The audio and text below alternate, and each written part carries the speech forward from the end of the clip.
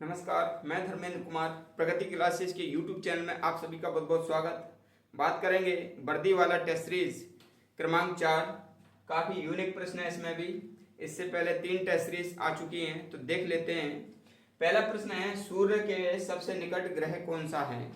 तो सूर्य के सबसे निकट ग्रह है बुध। ठीक है, सूर्य के सबसे निकट ग्रह है बुध। अब बुध में क्या होता है, ये सबसे पास में है, इसलिए दिन यहाँ पर बहुत गर्म रहते हैं। दिन कैसे रहेंगे? गर्म। और रातें बहुत ठंडी, बहुत ठंडी रातें होती हैं यहाँ पर। ठीक है, और ये जो है ना 88 दिन में सूर्य की एक परिक्रमा कर लेता है। 88 दिन में सूर्य की एक परिक्रमा कर लेता है। ठीक है, और सूर्य के सबसे जो दूर स्थित ग्रह है उसका नाम है वरुण। ठीक है, और अभी वर्तमान में 8 ग्रह हैं। ठीक है, वर्तमान में 8 ग्रह हैं, पहले 9 थे, एक हटा दिया गया, तो अभी वर्तमान में 8 ग्रह बचे हुए हैं। ठीक है, अगला प्रश्न देख लेते हैं। किस यंत्र के द्वारा अपारदर्शी चित्रों को प्रोजेक्ट द्वारा दिखाते हैं? तो ये जो अपारदर्शी चित्रों को प्रोजेक्टर के द्वारा दर्शाते हैं तो उसको कहते हैं एपीस्कोप। ठीक है, कौन सा यंत्र है? एपीस्कोप। एपीस्कोप के द्वारा अपारदर्शी चित्रों को प्रोजेक्ट के माध्यम से दिखाया जाता है। ठीक है, अगला देख लेते हैं। खगोलीय पिंड किन्हें कहते हैं? तो खगोलीय पिंड ब्रह्मांड में छोटे से छोटा कण और बड़े से बड़ा कण को हम क्या कहते हैं? खगोलीय पिंड कहा कहते हैं। ठीक है, जैसे कि मैं आपको बता देता हूं कि ये पूरा ब्रह्मांड है, ये पूरा ब्रह्मांड है। अब ब्रह्मांड में क्या होते हैं कि 100 अरब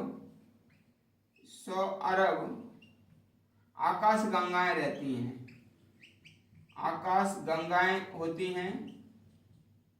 ठीक है, और एक आकाश गंगा में 100 अरब तारे होते हैं। तारे से छोटे ग्रह होते हैं, ग्रह से छोटे उपग्रह होते हैं। ठीक है, और फिर धूमकेतु, पुच्छल तारे। ठीक है, पुच्छल तारे, ये सब इसमें होते हैं। तो कहने का मतलब है जो ब्रह्मांड है उसमें बड़े से बड़ा कण और छोटे से छोटा कण होता है। तो ये सभी क्या है? खगोलीय पिंड हैं जो कि अंतरिक्ष में पाए जाते हैं। ठीक है, अब जैसे आकाशगंगा है, तो हमारी आकाशगंगा कौन सी है? दुग्ध मेखला। दुग्ध मेखला हमारी आकाशगंगा है, जिसे मिल्की वे कहते हैं। जिसे क्या कहते हैं? मिल्की वे कहा जाता है। और हमारा जो तारा है वो कौन सा है? सूर्य है। और हमारा ग्रह कौन सा है? पृथ्वी है। हमारा उपग्रह कौन सा है? चंद्रमा है, जिस पर मान लीजिए जो हम पृथ्वी पर रहते हैं तो पृथ्वी का उपग्रह क्या है? चंद्रमा है। ठीक है, तो ये सब मान लीजिए खगोलीय पिंड हैं। ये सभी क्या है? खगोलीय पिंड हैं। अगला प्रश्न देख लेते हैं हम। प्रश्न नंबर 4, आधुनिक युग में ग्रहों की संख्या कितनी है?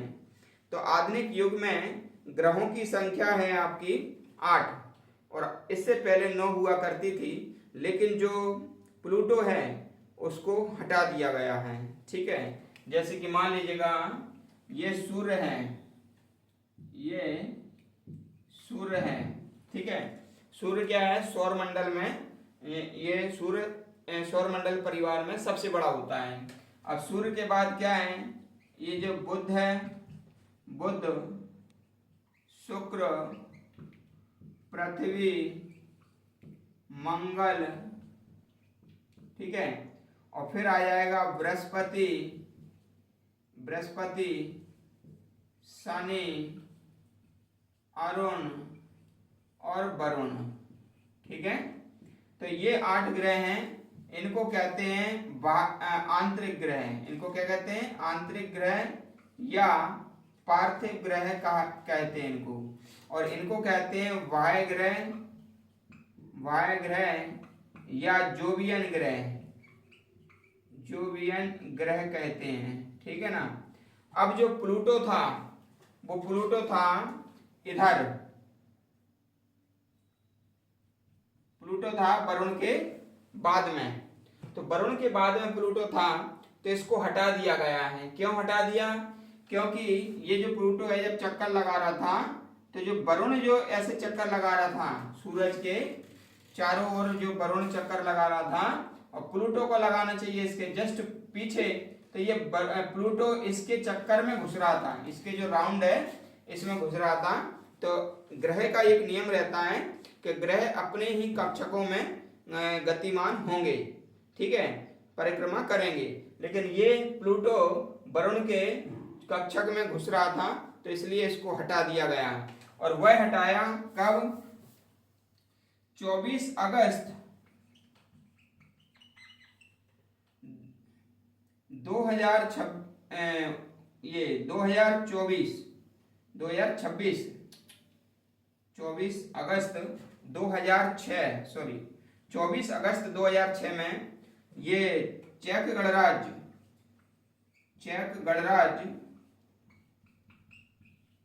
की राजधानी प्राग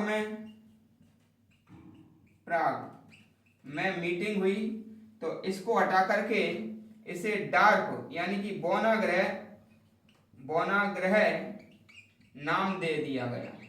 ठीक है, तो ये आप याद रख लेना, 24 अगस्त 2006 है ये। ठीक है, चेक गणराज्य की राजधानी प्राग में इसको बौना ग्रह नाम दे दिया। अब ये ग्रह की सीरीज में नहीं है। ठीक है, अगला प्रश्न देख लेते हैं।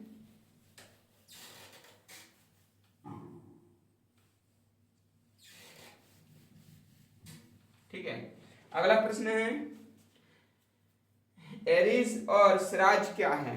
ठीक है, तो एरीज और सिराज ये बौने ग्रह हैं। क्या है?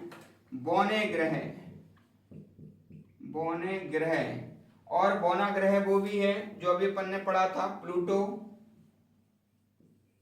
भी आप बौना ग्रह है, और एरीज और सिराज भी बौना ग्रह हैं। इन्हें डार्क प्लेनेट भी कहते हैं, डार्क प्लेनेट भी कहा जाता है। ठीक है, अगला है किस ग्रह के चारों ओर सल्फ्यूरिक एसिड पाया जाता है। बहुत ही सुंदर ये प्रश्न है, बहुत ही अच्छा ये प्रश्न है, क्योंकि ये बहुत कम आपको पढ़ने के लिए मिलेगा। ठीक है, तो मैं बता देता हूं कि जो सल्फ्यूरिक अम्ल है, सल्फ्यूरिक अम्ल का जो सूत्र होता है वो H2SO4 होता है। और शुक्र ग्रह के चारों ओर H2SO4, ठीक है, के बादल पाए जाते हैं, याद रख लेना, पाए जाते हैं। शुक्र ग्रह को सबसे गर्म ग्रह भी कहते हैं। ठीक है, क्योंकि इसमें CO2 सर्वाधिक है भाई, इसके चारों ओर क्या है? CO2 सर्वाधिक है। और इसे चमकीला ग्रह भी कहते हैं, चमकीला ग्रह भी कहा जाता है। ठीक है, भोर का तारा भी कहते हैं, भोर का तारा, सांझ का तारा। ठीक है ना, शुक्र ग्रह को कहते हैं भोर का तारा और सांझ का तारा। ठीक है, तो ये हमारी टेस्ट सीरीज थी। टेस्ट सीरीज क्रमांक 4 कैसी लगी आप बताना, और कमेंट्स करके आप बताना टेस्ट सीरीज कैसी लग रही है आपके लिए, और किस विषय पर टेस्ट सीरीज हमको और बनाना चाहिए। ठीक है, कोई सा भी टॉपिक, कोई सा भी जो आपका सामान्य अध्ययन का विषय है, जो आपको कठिन लग रहा है, आप बताएं, उसी पर हम टेस्ट सीरीज बनाएंगे। ठीक है, यदि आपका कोई प्रश्न है तो कमेंट बॉक्स में आप बताएं। वीडियो को अधिक से अधिक शेयर करें, और जो व्यक्ति नए हैं वो चैनल को सब्सक्राइब करें। सभी का बहुत बहुत धन्यवाद।